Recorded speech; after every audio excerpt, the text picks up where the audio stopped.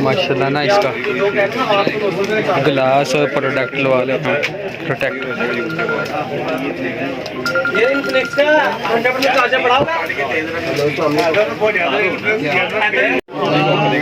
लो भाई मैंने कहा यार पेपर भी साथ ही लगवा लें।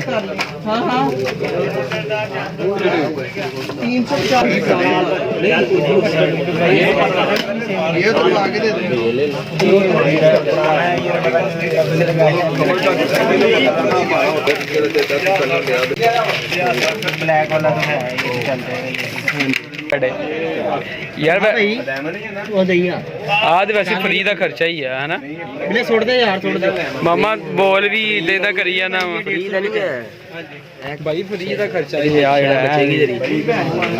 लो जी भाई जान माशाल्लाह बड़ा अच्छा काम कर रहे हैं यार तसल्ली से। मशहूरी देखो माशाल्लाह यार कस्टमर देखो कितने हैं भाई दुकान डी ग्राउंड बड़ी चल रही है यार सारे विजिट कर रहे हो खासकर आप भाई को जरूर लवाए हो प्रोटेक्टर ग्लास वगैरह बड़े अच्छे भाई और मोहब्बत भी करने साढ़े देखो तुसी एक मिनट तो शांति करा लेंदे तो क्या फॉल भरा दे रहे थे तुम मशहूरी है उन्होंने कर रहे ओके जब फॉलोवर नहीं देखो इसका देखो नहीं होता मैंने आपको दे देंगे वो अगला आदि बन गया जा रहा ये फोन देखो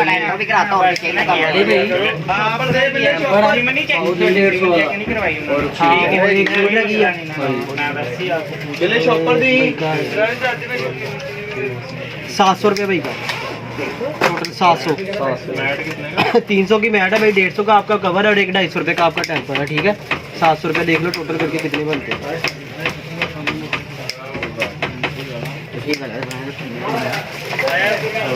मैं आ गया मैं जो क्या वो कह रहे भाई आपका भी हो गया सारा।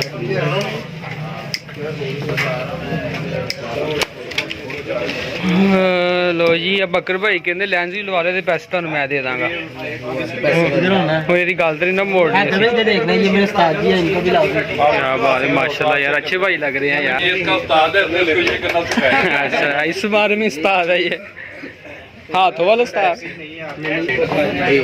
लो भाई हमारे ना फोन को ना लेंस लग रहे हैं उसकी ना आंखों की नजर सही हो जाएगी कैमरे की। वैसे भी गंदी नजरों से 99 और 99 में से जो एक बचता है उसमें से 30 कर लो 100 लगा लो इतना करता है। अच्छा अच्छा फिर ठीक है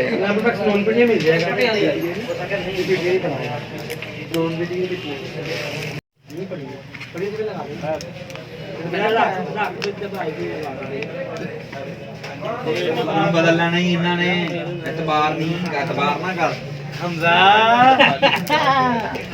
हमारा माशाल्लाह रेडी हो गया यार स्मैश हो गया। चलो भाई